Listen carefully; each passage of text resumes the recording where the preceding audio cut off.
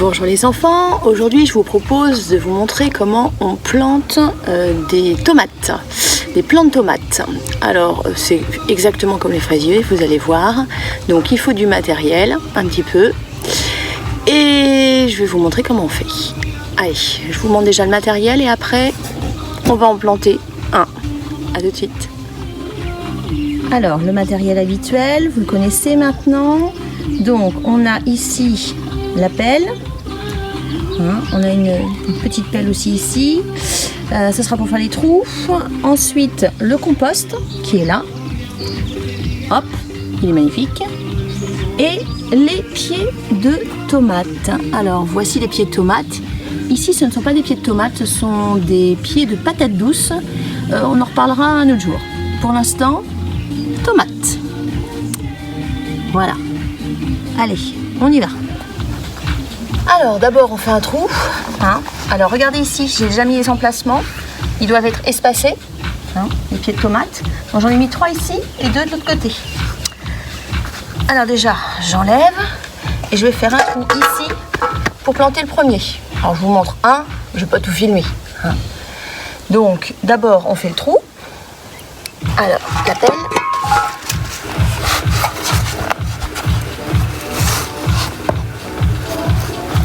Sans que ce soit trop profond.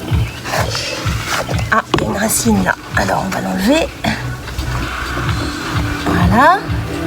Ensuite, est-ce que vous vous souvenez de ce qu'on fait? Eh bien, on met de l'eau. Alors on y va. L'arrosoir violet. Donc je prends mon arrosoir violet. Je mets de l'eau dedans. Voilà. Ensuite, qu'est-ce que je fais? Eh ben, je prends le compost et j'en mets dedans. Suffisamment pour qu'il soit bien nourri. Parce que je vous rappelle que le compost, c'est pour nourrir la plante. Ensuite, je prends ma plante. Hop, en voilà une belle. C'est mon papa qui me les a préparées. Vous voyez, elles sont toutes belles. Je mets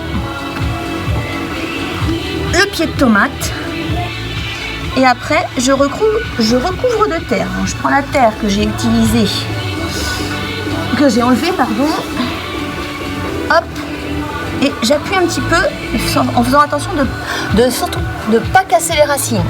Si on casse les racines, la plante elle va mourir. Les racines elles sont en dessous, elles sont dans la petite partie de terre qu'il y avait en bas de la tige. Voilà. Et voilà. Alors aujourd'hui, je ne vais pas mettre de copeaux, quoique j'en ai un petit peu. Allez-y. Alors, je mets mes copeaux de bois pour protéger la plante et surtout lui garder toute l'humidité possible qu'elle pourra emmagasiner. Voilà. Et évidemment, je lui remets de l'eau. Hop, allez, encore un peu d'eau, ça va mouiller les copeaux de bois et ça va lui garder un environnement bien humide et propice pour que la plante pousse. Donc après, dernière chose, j'avais une tige, vous voyez, celle-ci, je la prends, elle est là, c'est ce qu'on appelle un tuteur. Alors, je mets le tuteur, je l'enfonce en essayant de ne pas casser la racine. Parfois ça arrive malheureusement. Et là, c'est pas du tout bon pour la plante. Regardez, j'ai déjà ce qu'il faut.